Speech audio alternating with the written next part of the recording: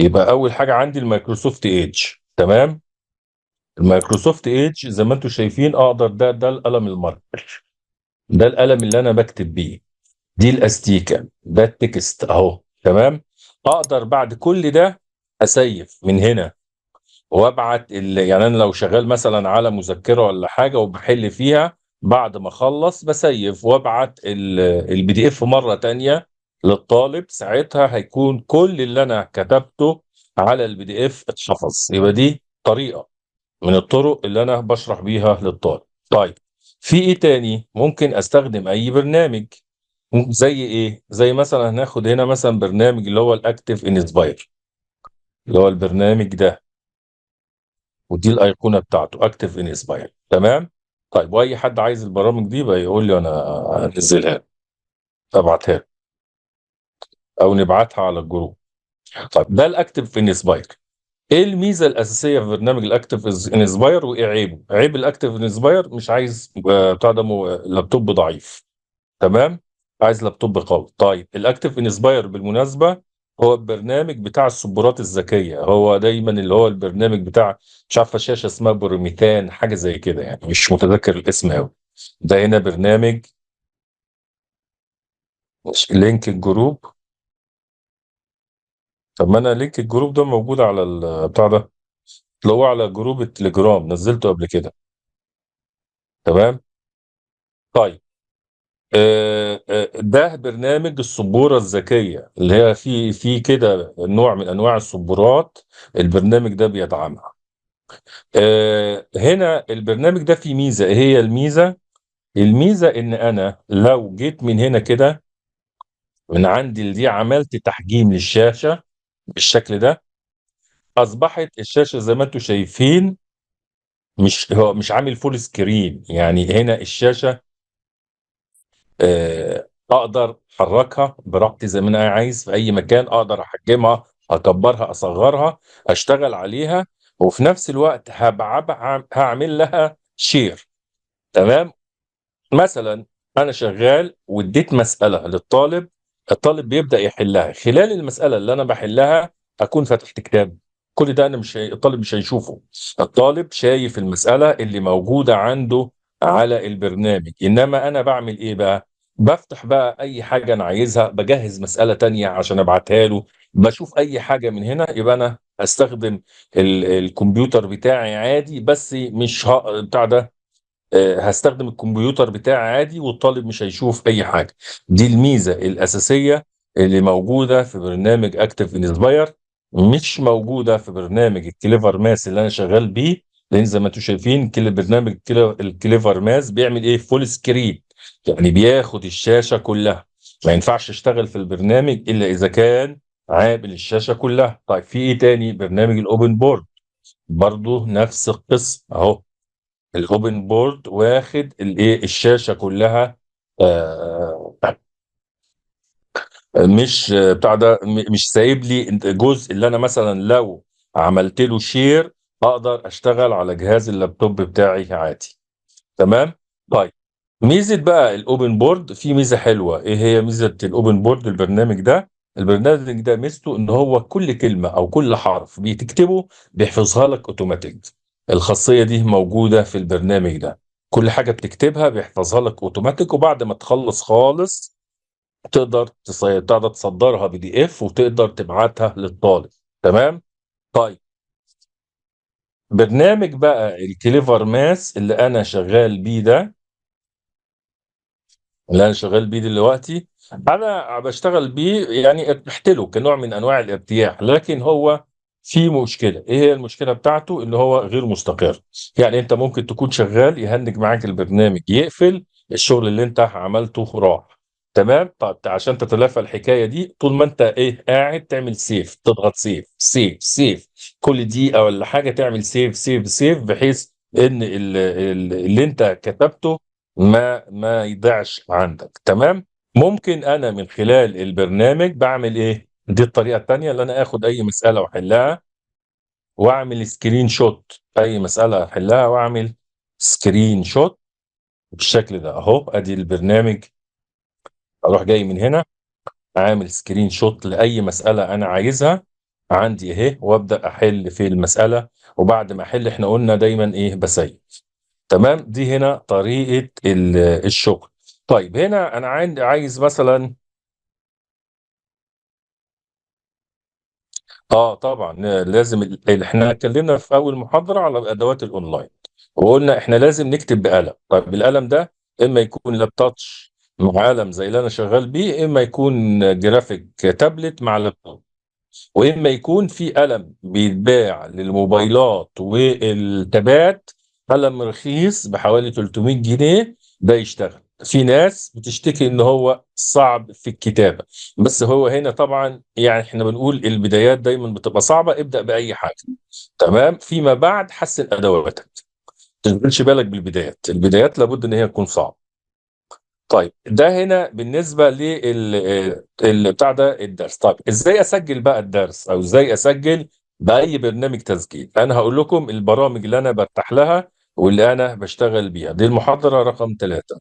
انا دلوقتي اسجل الحصه بتاعتي. صحيح، يعني لو في اي حد عايز مثلا، يعني انا عايز مثلا تعمل سيرش. بالمناسبه مثلا مدرسين العلوم مثلا ليهم بتاع ده في حاجة اسمها فلابي. فلابي ده اللي هو بتاع ده موقع خاص بتجارب العلوم مثلا، يفتحها ويشتغل. تمام. ده هنا السيرش عندك، السيرش ده هنا ده صديقك، صديق المدرس. عايز اي حاجة ابحث عنها واكتب العاب جدول الضرب. آه،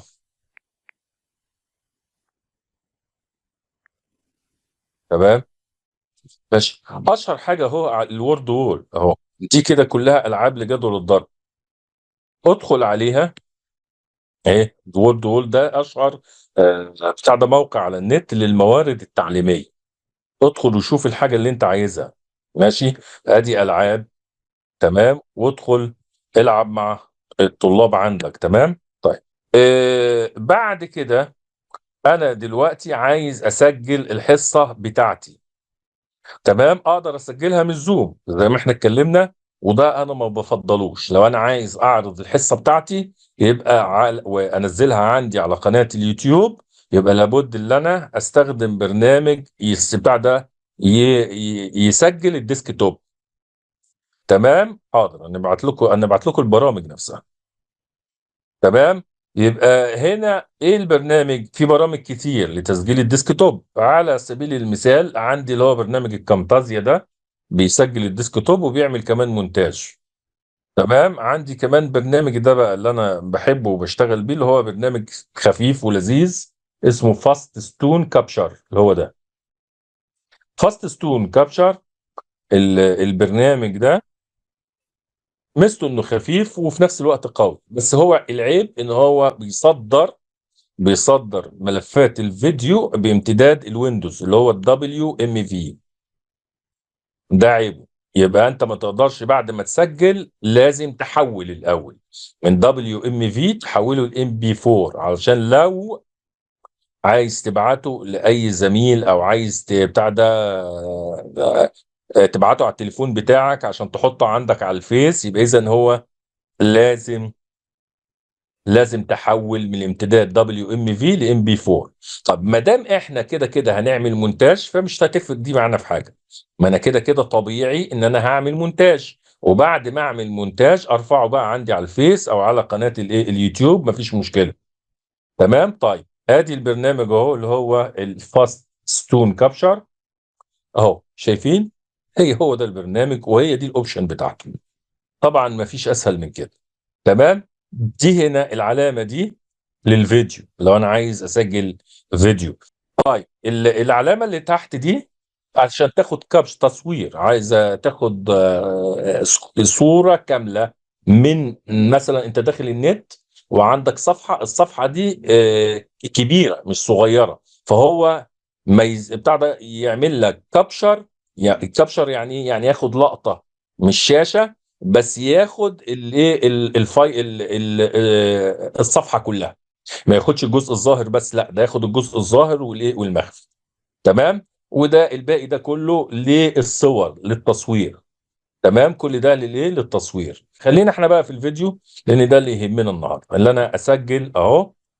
ظهرت لي دي. تمام. هنا عندي كذا اختيار، ويندوز او اوبجكت. ممكن اروح جاي انا دلوقتي فاتح برنامج الاكتف انسباير. تمام. وبكتب بيه، فانا ممكن اقول له صور لي كل حاجه، يعني سجل لي كل حاجه على البرنامج اللي انا الاكتف انسباير. فكل حاجه هعملها على الاكتف انسباير هيصورها، غير كده مش هيصور. تمام. طيب ازاي؟ بالشكل ده اهو. اهو لو عملت ريكورد، تمام، اهو عمل لي علامه حمراء على البرنامج. ممكن اسجل اي حاجه اهو. شايفين الخط الاحمر؟ معناها اللي انا كده بسجل على الريكورد على البرنامج اللي هو اكتف انسباير. طيب ريكتانجل ريجون اللي هي اللي تحتها دي هنا جزء معين من الشاشه فقط لا غير. تمام تمام. ما احنا قلنا كتير برامج كتير، وندر شير بيعمل الكلام ده، وبيعمله اللي هو زي ما انا قلت لك، وكمان اللي هو البرنامج الكامتازيا 9 بيعمله. هنا دي بقى هنا، والكاب كات، في برامج كتير جدا يعني، فاهم؟ كل واحد لو انت عارف برنامج وبتشتغل بيه خلاص اشتغل بيه، مفيش مشكله. تمام. فول سكرين الشاشه كلها، واللي فوق دي فول سكرين ويز اوت تاسك بار. ايه هو التاسك بار؟ التاسك بار اللي هو الجزء الشريط اللي تحت ده كده اسمه التاسك بار، اللي هو اللي تحت بالشكل ده، هو ده التاسك بار، اللي هي المنطقه دي التاسك تاسك بار. تمام. طيب هبدا انا هنا اسجل. بالظبط كده، ريكورد. من هنا بقى، في هنا اوبشن بقى. من هنا بقى في الاوبشن دي. تمام. الاوبشن اللي هي دي كده اسمها الاوبشن، هضغط عليها. ما يهمنيش هنا. في الاوبشن هنا يعني، بص هنا دي هنا كابشر ماوس بوينت. لو انا مش عايز اظهر الماوس ممكن اضغط كده، لو عايز اظهر الماوس هضغط كده. تمام. طيب السيركل، ممكن بدل هو لما بيجي تضغط بالماوس بيعمل دايره، لا انت ممكن تخليها ستار، نجمه. تمام. يعني حاجات مش، يعني مش ذات اللي هنا دي بقى اللي يهمني الحته دي، اللي هي يعني انا عايز اسجل دي اللي تهمني. لو ضغطت عليها هيسالني ميكروفون بس، يعني المايك سبيكر وات يو هير، يعني ده صوت الكمبيوتر. ميكروفون زائد سبيكر يعني سجل الاثنين. فانا هسيب بقى اضغط على دي واسجل الاثنين، واقول ريكورد. تمام. انا كده خلاص بسجل، واقول له ستارت. خلاص كل حاجه انا هعملها، وكل حاجه انا بتاع ده هكتبها، هتظهر لي، هتسجل في الفيديو. تمام. اي حاجه هعملها هتسجل في في الفيديو. بعد ما اخلص تسجيل،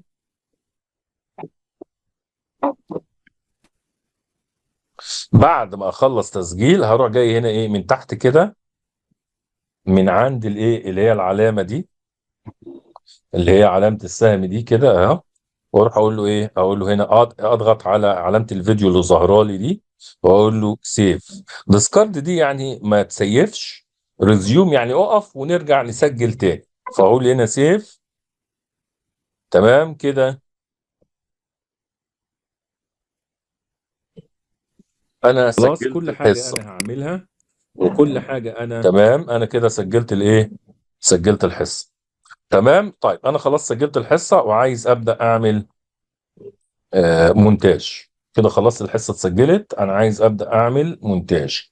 هضغط على برنامج كامتازيا ستوديو. فتحت برنامج كامتازيا ستوديو. ملحوظه مهمه وانت شغال ببرنامج كامتازيا ستوديو، ما تفتحش النت. تمام. ليه؟ لانه بتاع ده طبعا هو بيشتغل برقم او بيشتغل بلاينز. اللاينز دي هو بيكتشف ان هي مزيفه، فبيبدا يعمل لك علامه مائيه ويقول لك ان البرنامج تجريبي. فانت لو ظبطت البرنامج بالكراك، وممكن اقول لكم الخطوات بتاعته، بعد كده تقفل النت وانت شغال بيه. تمام. هنا هتقول له نيو بروجكت نيو ريكوردنج، دي لو انت عايز بتاع ده تسجل الحصه ممكن تسجل بيه هو. تمام. طيب هشتغل هنا بالنيو بروجكت. اول حاجه البرنامج سهل جدا اهو، امبورت ميديا.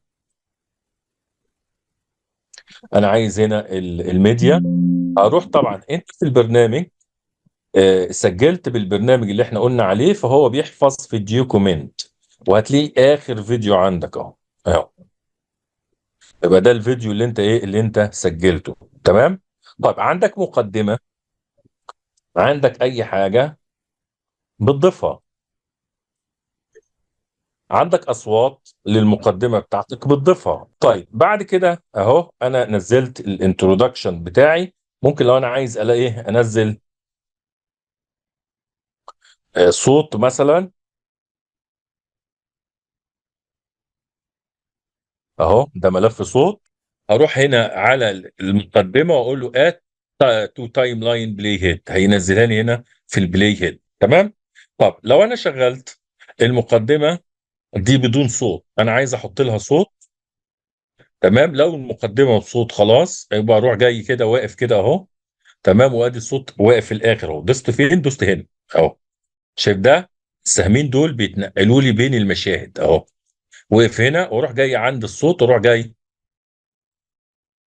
آه بتاع ده حاطط الصوت بالشكل ده، واضغط على زرار الاس. زرار الاس ده بيعمل ايه؟ بيقطع زي ما انتم شايفين اهو، قطع الملف الصوت. واضغط ديليت يبقى انا كده خلاص حجمت الصوت على الملف بتاعي. طيب الصوت عالي جدا، ممكن شايفين اللي هي دي اهو، تعلي الصوت توطي الصوت زي ما احب.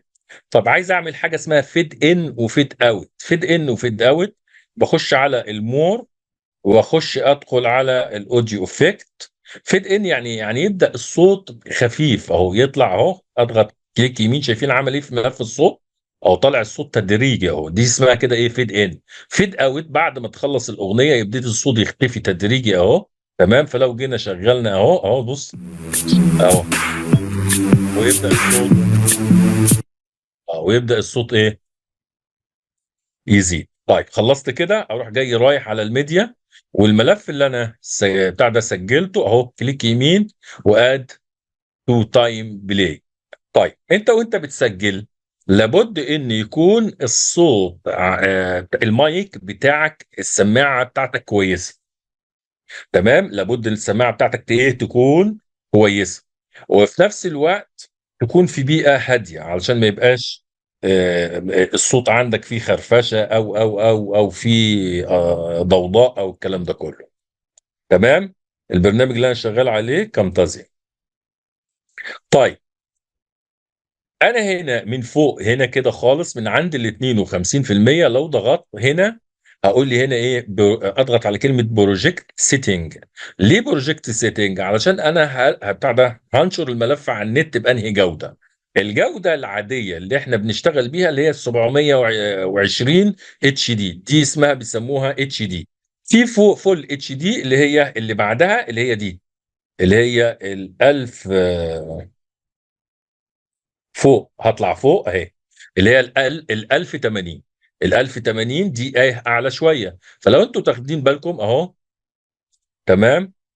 زي ما احب، كل ما تكون الجوده اعلى كل ما يكون طبعا افضل. كل ما يكون الجوده اعلى كل ما يكون افضل. تمام. انا مثلا هاخد مثلا اهو اللي هي الجوده الاعلى دي واضغط على كده اقول له ايه؟ ابلاي. تمام. شايفين انتوا هنا دي ايه؟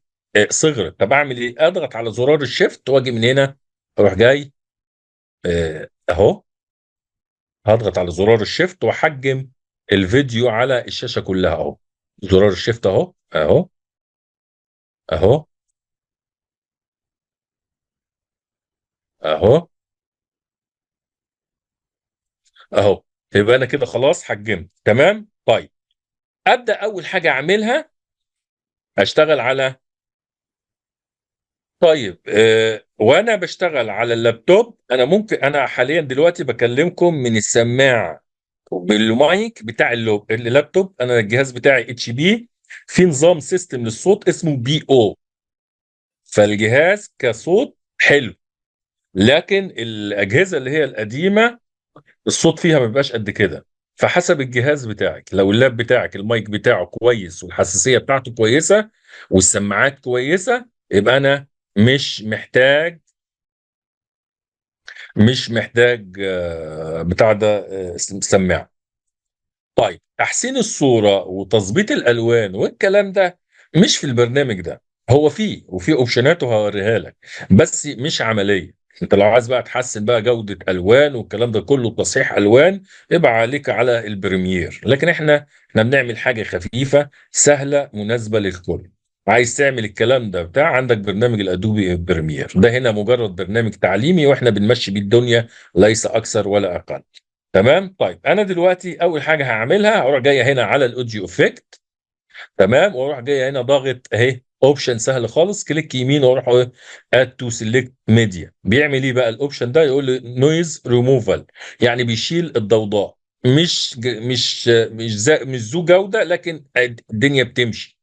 تمام. طيب اللي جنبها اسمها ايه؟ فوليوم ليفلنج. يعني ايه فوليوم ليفلنج؟ يعني يخلي لك الصوت كله بمستوى واحد، لا هو عالي ولا هو واطي، لذيذ اهي. ولو عملت لها اد سيلكت ميديا زي ما انت شايف اهو، اللي حصل ان الصوت اصبح بقى ايه؟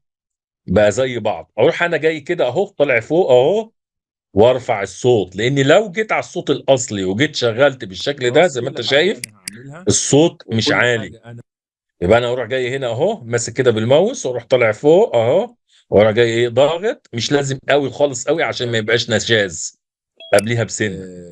بتاع ده أهو. تمام. هكتبها هتظهر لي.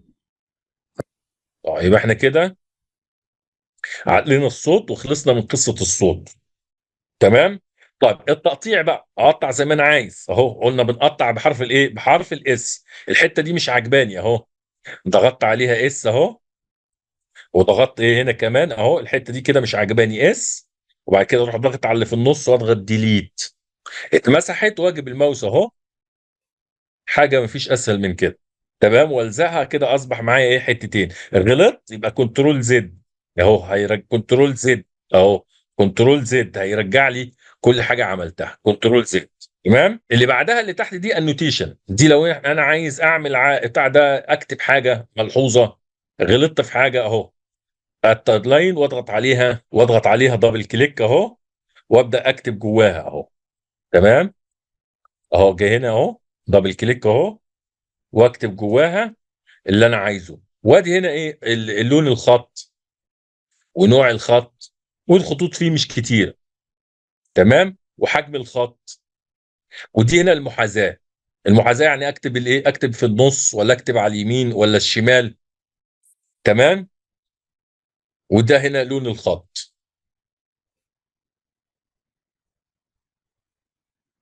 ماشي. طب اجي هنا على هنا اليمين، دي هنا لون الايه؟ اللون دي نفسها ممكن ما اخليهاش كده، ممكن اخليها كده اللون ده مثلا اه، غيرتها. تمام. الاوت لاين اللي هي الحواف اللي بره خضراء، ممكن اخليها لونها اسود اهو، وهكذا اهو. يعني نكبرها اكتر اهو، شايفين الحواف لونها اسود. ماشي. حاجات برضو يعني براحتك. ماشي. يبقى دي هنا ايه؟ دي هنا قائمة الانوتيشن، في بقى كل الاشكال اللي انت شايفها دي. طيب ايه اهو، دي اشكال الاسهم. تمام. دي هنا اشكال بيضاويه تقدر تكتب عليها ستار وكده. طيب دي هنا البلور. البلور دي هنا ايه؟ دي قائمه مهمه ومفيده. ليه؟ مش عايز الحته دي تظهر، مش عايز مثلا الكتابه هنا تظهر اهو. تمام. شايفين خبى الكتابه اهي، اهي، بحيث ان الكتابه ما ظهرتش. طيب كل دول بنفس الاستخدام، بس هنا بيعمل هنا دي، ودي بيعمل الصوره ايه؟ هنا بيعمل الصوره عليها مربعات. دي بقى هنا سبوت لاين. سبوت لاين يعني بركز على حاجه، بعمل فوكس على حاجه. تمام. بضلم كل الدنيا وبعمل هنا عليها ايه؟ فوكس. دي هنا ايه؟ بتاع برضو مهمه. ماشي. طيب هنا دي ايه؟ دي هايلايت، لو انا عايز اعمل لون اخضر تحت حاجه او كلام ده اهو. يبقى برضو القائمه دي مهمه. القائمه دي مهمه اللي هي قائمه ال- الخطوط. يعني انا مثلا عايز ايه اعمل حاجه مهمه، او زي ما انتم شايفين اهو، ماشي كده اهو، شايف؟ يبدا يعمل لك ايه؟ مربع، علامه الصح، تمام، نجمه. يبقى القايمه دي ايه؟ مهم. طيب، اللي بعد كده الترانزيشن. دي مهمه الترانزيشن دي.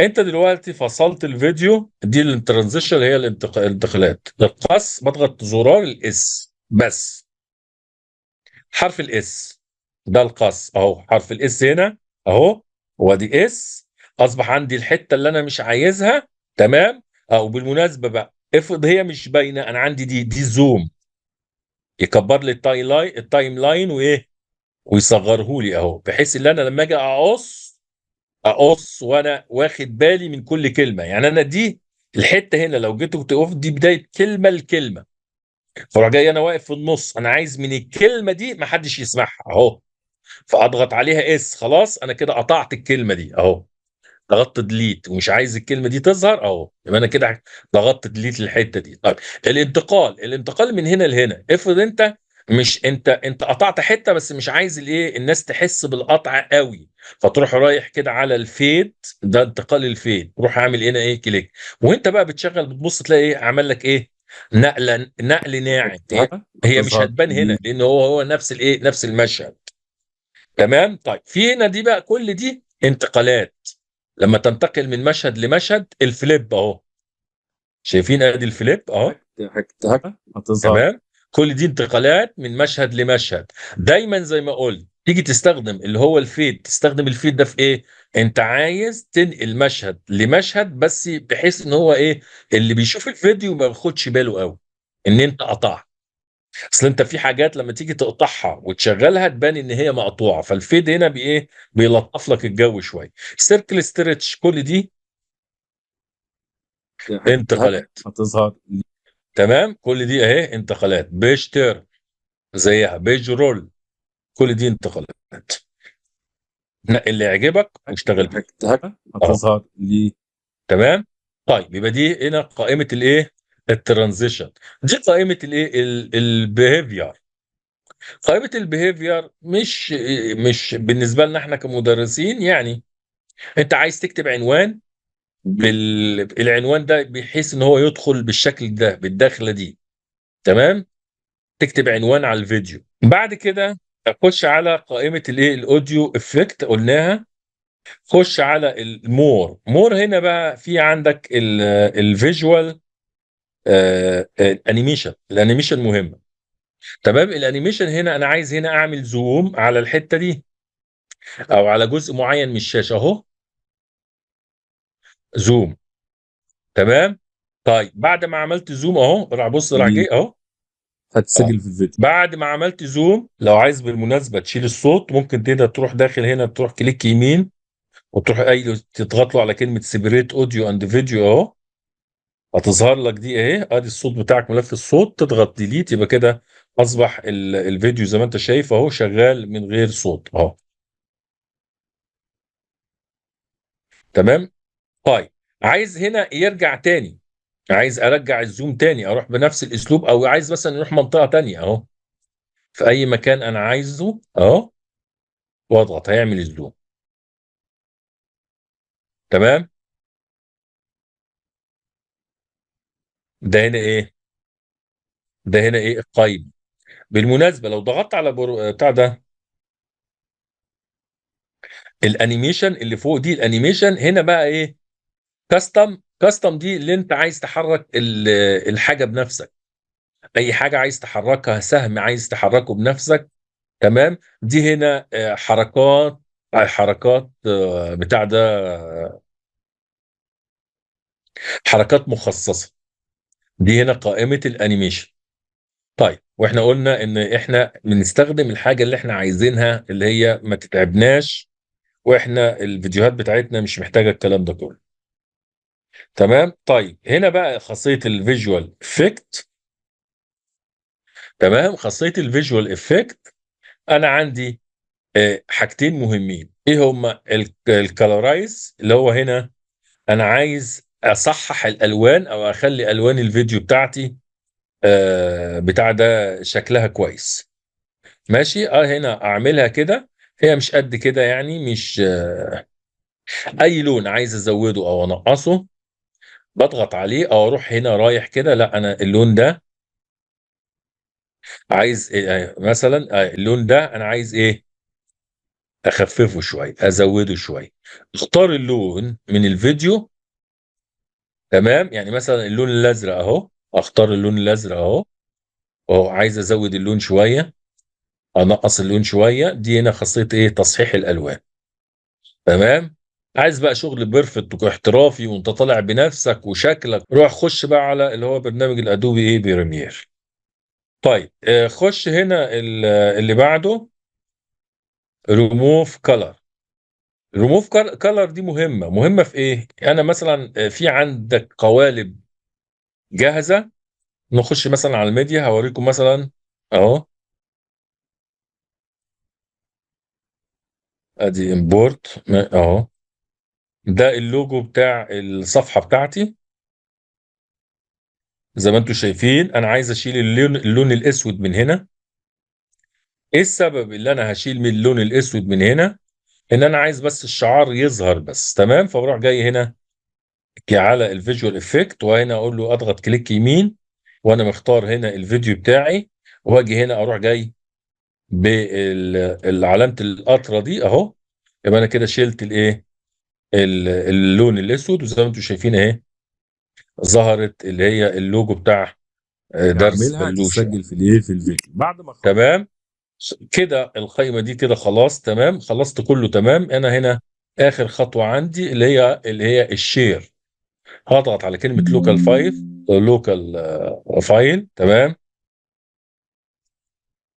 هو هنا طبعا زي ما قلت لكم انا عامل كراك، واول ما اشتغلت والنت مفتوح اهو. تمام.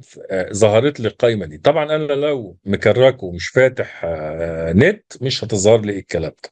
فهو بيقول لي هنا عايز تشتري ولا عايز تعمل مع الووتر مارك. تمام، انا هنا هضغط على دي عشان هوريكم الاوبشن.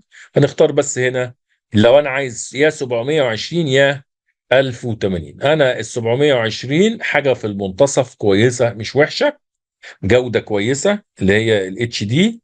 اضغط عليها واقول له هنا ايه، نيكست نيكست فينيش. كده خلاص سيفت او رندرت، عملت ريندر للفيديو بتاعي. تمام، هيخلص هنا الريندر، هيبقى الفيديو بتاعي جاهز. طيب البرنامج ده بينزل الفيديو فين او بيحفظ الفيديو فين؟ في الماي دوكيومنت. اخش على الماي دوكيومنت هلاقي الفيديو بتاعي موجود. كده خلاص اهو، انا كده خلصت. هقفل اهو، اضغط فينيش. عايز اسيف الحاجات دي اسيفها، مش عايز اسيفها يبقى اقول له لا ما تسيفش. تمام. اروح على هنا اي حاجه، ماي كمبيوتر، اضغط هنا اهو، واروح رايح على الديكومنت اهي، واضغط على كامتازيا ستوديو، واروح جاي هنا الانتايلد بروجكت اللي انا لسه مسيفه، ويبقى كده تمام. لو لاحظتوا انتوا هنا لو شغلته هيعمل لي اللي انتوا شايفينه ووتر مارك، لاني ما اشتريتش البرنامج. تمام. طيب احنا كده الخطوات او الكراك هبقى اعملها لك في فيديو وانزله على الجروب. طيب نفتح بقى الصوت ونستقبل اي سؤال. تمام، ونستقبل اي سؤال، اللي عنده اسئله يسال. بعد إذنك يا اي مستر، حد. ممكن تبقى تنزل لنا البرامج دي لوحدها أو الكراك بتاع اللينكات بتاعتها بحيث إن احنا كل ندخل ال كل نحملها. ال كل ال كل البرامج انزلها لك على جروب التليجرام، شكرا كلها لحضرتك. بدون استثناء. في اي حد عايز حاجه تانية؟ اسراء عايزه حاجه يا اسراء؟ ايوه حضرتك ممكن الحاجات اللي قلت عليها دي اشتغل من اي برنامج تاني؟ يعني كل الحاجات الاوبشنز اللي حضرتك قلت عليها دي علي موجوده صوتك، في الصوت البرامج عندك واطي يا الثانيه اسراء. لتسجيل الفيديو؟ ايه يعني انت عايزه البرامج يعني؟ ايوه، اصل انا محمله برنامج تاني علشان يعني اعمل تعديل للفيديو والحاجات دي. كل فممكن في البرامج برنامج كل البرامج اللي اتكلمنا عليها في المحاضرة بتاع ده هبحطها على جروب التليجرام. تمام، يعني ماشي. فيها اللي حضرتك قلت عليه الخطوات اللي حضرتك قلت عليها دي موجودة بنفس الكيفية على البرامج التانية، ولا لازم أحمل ده علشان أعرف لا لا أشتغل لا، عليه؟ كل برنامج ليه الاوبشن بتاعه. انا هنا انا اتعاملت مع اسهل برامج، البرامج اللي أيوه. ما فيهاش تعب. يعني مثلا انت عندك اهو في برنامج مثلا لايديتنج للفيديو افضل بكتير وبمراحل. تمام. اهو كاب كات، تمام. برنامج كاب كات ده ممتاز جدا. عارفه انت الفيديوهات اللي بتنزل مثلا والصوت بتاعك وتلاقي التايتلز مكتوب، الكلام اللي بيتقال تلاقي الكتابه مكتوبه على الفيديو، كاب كات هو اللي بيعملها. أيوه. تمام. احنا هنا بنشرح حاجه خفيفه. عايزه بقى تزودها ارشح لك كاب كات. حلو. تمام. برنامج فيه بفلوس على فكره، برنامج كاب كات للاثنين، بتاع ده لللابتوب والموبايل. طب دنيا محمد. السلام عليكم. وعليكم السلام ورحمه الله وبركاته. مستر، شكرا جزيلا لحضرتك، بجد استفدت. بس العفو. ممكن من فضلك لينك الجروب، لأن أنا مش موجودة في أي جروب. هو اللينك بالصدفة كان في جروب تاني خالص أنا موجودة فيه. حاضر، انت فممكن عايز لينك الجروب؟ طيب بالظبط، أو لينك التليجرام الجروب انت بيكون ماشي. انت عايز لينك الجروب هنا يعني؟ طيب لينك ثواني الجروب بس. اللي بينزل عليه المحاضرات وكده، لأن مش معاكم في أي جروب. تي دوت ام اي باك سلاش اونلاين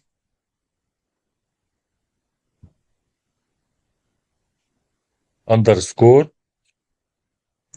دوت اندرسكور نت NET. ماشي، هو ده اللينك. مستر حسام اتفضل.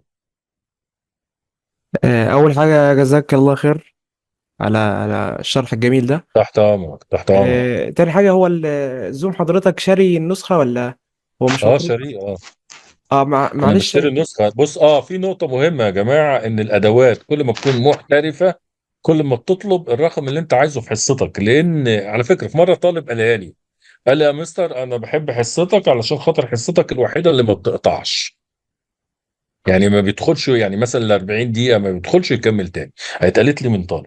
تمام. فحته الاحتراف في الادوات دي حاجه مهمه. تمام تمام. هو يعني كلف كام هي يعني ولا؟ بيتكلف بص يا سيدي انت ستة في السنه، تمام 6000 في السنه حسب. هو عامه هو $150. تمام. في شويه حاجات كده بنعملها بحيث ان احنا، يعني انا اول مره اشتريته ب $90. ليه بقى؟ جالي حاجه اسمها عرض. ماشي. بيجي لك عرض وغالبا بيتعمل 15% تخفيض. ال 15% انت في كمان في حاجه اسمها 14% ضريبه. تمام. وفي شركه هنا بتعمل الكلام ده. ماشي. بتعمل الكلام ده لما اجربهم بتاع ممكن ابقى اديك اسمها. وهي هي بتاع ده، يعني ساعتها كنت ثقه فيهم، يعني خدت الثقه. انا طبعا ما بقدرش يعني ادي حاجه لحد الا اذا كنت واثق فيها. ما مش واثق فيها ولو 10% ما اقدرش، حتى لو هم كويسين ما انا ما اعرفش. فاهم؟ تمام فاللي انا مجربه واللي انا اشتريت بيه زمان، اللي انا بشتري دايركت بفيزا كريدت مشتريات. تمام. اي حد يعملها لك فيزا كريدت مشتريات. مشكله مصر في طبعا ان الدولار ليه سعر. تمام. الدولار بحوالي دلوقتي 48 جنيه، وفي حاجه اسمها 10% توفير عمله بتدفعهم الاثنين دي مع دي. فمثلا ال $150 دول يعدوا ال 7000. تمام، جزاك الله خير. ايوه دكتور، مساء الخير. تحت امرك. كنت عايزه اسال حضرتك بس، هل علشان اوصل الجرافيك تابلت باللابتوب انا محتاجه برنامج معين، ولا هو دايركت كده بيتوصل لا، عليه؟ هو ليه برنامجه نفسه. هو ليه التجاب تابلت جرافيك ليه البرنامج بنفسه بتاعه. تمام. تمام، اعرفه ازاي بقى؟ ما هو حسب بقى التابلت اللي انت جايباه. حسب التابلت اللي انت جايباه بتعملي بقى، يا اما اصلا ما اشتريتوش قبل كده عشان اكون يعني واضح معاك، لكن كل تابلت ليه برنامج بتاعه. تمام. على العموم لو في اي حاجه ممكن تقدر تتواصلي معايا وابقى نحلها لك، يعني القصه مش صعبه يعني. طيب في ايه تاني كنت بتقول عليه، ان ايه اللي بيجي مع الدرايف او بتاع، نوضح للناس. البرنامج التابلت الجرافيك تابلت. انا شغال اه ماركت هيون، فهو هيون على اه. الويندوز عندي ويندوز 10، فهو بيشتغل على اوتوماتيك من غير درايف، يعني مجرد ما اوكي اوصله اوكي. اه بس انت لازم تدخل عشان بيشتغل على طول. تظبط الاعدادات بتاعته. ممكن مظبوط بتبقى مع الدرايف نفسه اللي جوه ولا لازم برنامج؟ لا، هو على حسب، يعني كان اول ما نزل كنت شغال بويندوز 7، كان معاه الدرايف نفسه، كان معاه اه اسطوانه صغيره كده للدرايف، فكنت بشتغل للدرايف، لكن دلوقتي بقى تلقائي على العشرة صح؟ دلوقتي ويندوز 10 تلقائي على طول. تمام. تمام تمام. السلام عليكم. وعليكم السلام ورحمة الله وبركاته. مستر إيهاب، جزاكم الله ازيك خيرا على حبيب قلبي، مجهودك. ازيك يا استاذ محمود؟ ربنا يحفظك يا منورنا يا رب. غالي. ده نور حضرتك، ربنا يبارك الله لك، يخليك يا غالي. ومتشكرين قوي على محاضراتك الغالية دي، لا تحت ربنا يحفظك امرك يا يا رب. غالي. هي نقطة بس أحب أوضحها للزملاء مم. كلهم، إن مم. كل اللي إحنا بنقوله ده لو ما كانش فيه تطبيق فعلي ليه بيطير كله في الهواء. اه فأي طبعا. حد من السادة الزملاء شاف أي محاضرة لازم يدخل ويجرب ويشتغل ويحاول ينزل برنامج كامتازيا ويعمل الإفكتس والتأثيرات وكل الحاجات اه دي، لأن أي حاجة هناخدها كده هتطير في الهواء خالص ما لهاش أي قيمة. وزي ما حضرتك أشرت، ربنا يبارك لك رب ويحفظك، اليوتيوب ما خلاش يعني. لو أنا في طبعا. نقطة مثلا حضرتك تغفلت عنها، فممكن نلاقي على اليوتيوب نزود. يعني أنا الحمد لله، انا اشتغلت في مجال الكمبيوتر سنوات وسنوات يعني. انا في مم. طلبه كانوا عندي الحمد لله ما شاء الله فاقوني بكتير في التصميمات والفيديوهات اكيد طبعا كل الاجيال آه. هتفوقنا طبعا، ده شيء طبيعي. فربنا يحفظك يا رب، ومتشكرين لذوق حضرتك الله ومجهودك يخليك يا وربنا حبيبي، الله يكرمك. يكرمك. شكرا جزيلا لحضرتك يا فندم. الله يخليك يا حبيبي. الله يكرمك. المحاضرة سلام إن شاء عليكم. الله بكرة بتاعة الجمعة دي هنتكلم فيها على الدعاية وإزاي توصل للطلبة على برنامج الفيس. فايدة المحاضرات الحية يا جماعة إن المحاضرات الحية بتدي إنك بتسأل. ما هو المحاضرة الحية دي ملهاش صنف القيمة لو ما سألتش. خش على اليوتيوب هتلاقي كل حاجة. تمام. هنا دي فايدة اتفضلي يا أستاذة إسراء اللي بتقول عايزة سؤال. الأفضل أشرح وورد ولا باوربوينت؟ أكيد الباوربوينت، الصور والكلام ده طبعا. تمام. بصوا يا جماعة الدنيا مش، ما تعقدوش نفسكم. الهدف من الأونلاين إن الطالب يتفاعل. قدرت حضرتك تتفاعلي مع الطالب من غير وورد، من غير باوربوينت، من غير أي حاجة، واستجاب وقال لمامته والله المدرسة دي مفيش منها اتنين، خلاص انتهت. لأن في نقطة مهمة في الأونلاين، اللي بيديك الاوكي وبيقول ده تمام، والله لو كنت اعلم اهل الارض والطالب قال لك لا ما بفهمش منه يا ماما، خلاص انت كده تمام.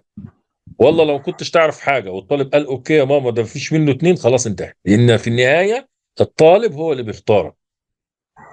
تمام. فما تشغلوش بالكم بالايه بالقصص دي. الباوربوينت بالمناسبه في جاهز كتير على النت يا جماعه. الباوربوينت في ناس جاهز كتير على النت. الباوربوينت في ناس بتعمله، يعني انا لو راجل كسول بشتريه. تمام. انا واحد من الناس اقدر اعمل كل حاجه في الكمبيوتر، يعني انا اقدر اعمل المذكره من اولها لاخرها، من اولها لاخرها اقدر اعملها. بس عمري في حياتي ما كتبت الا ورقه واحده. تمام. لان ايه، انا مش في دماغي، انا دلوقتي بشتغل برايفت، ما عنديش بال 20 30 عيل، فمش هوجع قلبي علشان خاطر طالب عشان مذكره ولا اتنين. تمام. فبشتري جاهز ورايح دماغي، او اجيب حاجه من النت ومكتوب عليها اسم غيري، ما بتشغلش بالي. ده الواحد اللي بيثق في نفسه ما بيشغلش باله بالايه، بالامور دي. واثق في نفسك والله، لا هات المذكره ومكتوب عليها اسم غيرك ما تفرقش. ان انا عندي شغال بعمل ريندر ببرنامج كاب كات. تمام. فالمشكله دلوقتي ان انا مثلا لما باجي بعد ما خلصت المونتاج وظبطت الفيديو، بياخد وقت كبير جدا عقبال ما بيخلص، يعني ممكن دي وبيوقف الجهاز امكان تاني. دي امكانيات لابتوب كانت تقريبا. الجهاز ولا عايز اغير اه ويندوز؟ جرب تغير ويندوز، هتخسر ايه؟ لكن هي تمام. عامة الريندر بيتوقف على امكانيات الجهاز. جيل كام جهازك؟ لا داي 3 قديم شويه. ما هو اكيد. وقت الفيديو قد ايه اللي انت بتعمل له ريندر؟ ممكن ساعه ونص مثلا. يا راجل ساعة ونص مش عايز يقعد. الله المستعان. لا ده ياخد منك ايه؟ ده انت شايف انا كنت بعمل ريندر لقد ايه مع جهاز جيل 13؟ يعني انا شغال مع جهاز جيل 13. هو جهاز مكتبي، بس طبعا جيل 13 وال 12 دول نقله كبيره في عالم البروسيسور. تمام، وزي ما انت شايف اهو، خد قد ايه كام ثانيه، مع انه يعني ما فيش. فتخيل انت تمام. بقى شغال بجهاز قد ايه وساعه ونص. لا انت فاهم. خير كده تمام. ده تمام قوي. ده كويس انه بيعمل، يعني كويس ان هو ظبط الدنيا يعني. الله المستعان. شكرا يا مستر، ماشي شكرا يا لحضرتك. حبيبي. الله يخليك. في حد عايز يسأل تاني يا شباب؟ السلام عليكم يا دكتور. وعليكم حضرتك السلام ورحمة الله. بالنسبه للامتداد بتاع الفيديو اللي هرفعه بعد كده، اللي اعمل له ابلود على الفيس او اليوتيوب، مم. انه انسب امتداد؟ امبو 4، مفيش غيره اصلا. واللي هو اساسا كده كده البرنامج بيسطبه لك بيه الام بي 4. تمام. يعني ده مش مساحته كبيره مثلا في الابلود، بياخد وقت، ولا ممكن لا لا انا لا لا اعمل لا لا, له لا. تغيير؟ الكامتازيا بيضغط. تمام. الكامتازيا بيضغط، بس خد بالك. انا اتفضل. القصة بقى في ايه عشان انت تكون فاهم الليلة؟ التصوير بكاميرا الموبايل ده كارثة. بيعمل اه حجم فيديو كبير جدا مش هتقدر عليه. ويوم ما هيعمل لك بتاعة تقليل المساحة هتبقى مساحة بسيطة، يعني مش هتبقى عالية. وده السبب. تمام. فاهم يعني؟ ما تحلمش ان في واعي يعني. هو كده تمام. هتسجل هيعمل لك 2 جيجا، يوم ما هتضغط وتعمل برنامج يلا يعملها لك جيجا ونص. مش تمام. مش فرق ولو جيت كبير. اكتر من كده هتيجي على حساب الفيديو، وده تمام. طبعا انت مش عايزه. مم. فاهم؟ تمام. لكن بقى ميزه اللي انا اشتغل بجرافيك تابلت واشتغل بتسجيل الديسك توب، ان هنا المساحات يعني ممكن الساعه يعمل لي 150 ميجا، تمام. 175 ميجا. ده الساعه. مم.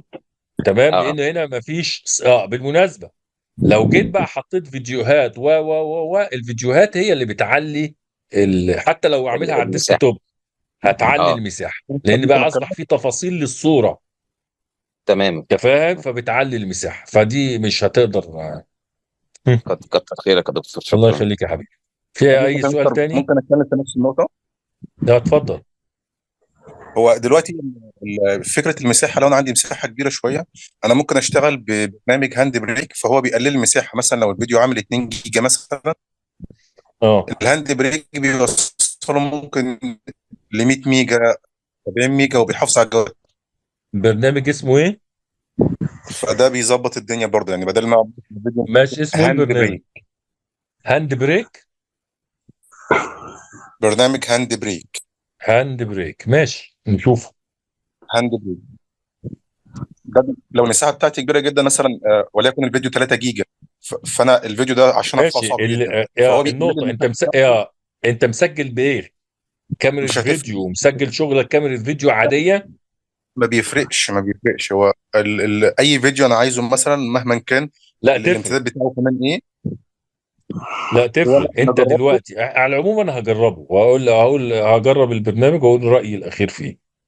هو ماشي. انا جربته الزوم، بعمل ريندر بالزوم، فهو لما بعمل ريكورد الفيديو بيبقى مساحته معديه جدا، فلما باجي انت اشغل بتعمل ريكورد الفيديو بالزوم؟ بالزوم اه تمام. فالمساحه بتاعته بتبقى كبيره. تمام. يعني لو فيديو طيب مثلا نص ساعه بالزوم هشوفه. بيبقى حوالي جيجا معلومة وشويه. حلوة، ودي حاجة كويسة ان احنا ممكن نطلع بمعلومات مننا احنا الكل. ماشي. طيب الف الله شكر المستعان. ليك يا محمد. يبقى برنامج هاند بريك جربه يا استاذ يا مستر عبد السميع. كده تمام. استودعكم الله والف شكر لحضوركم جميعا.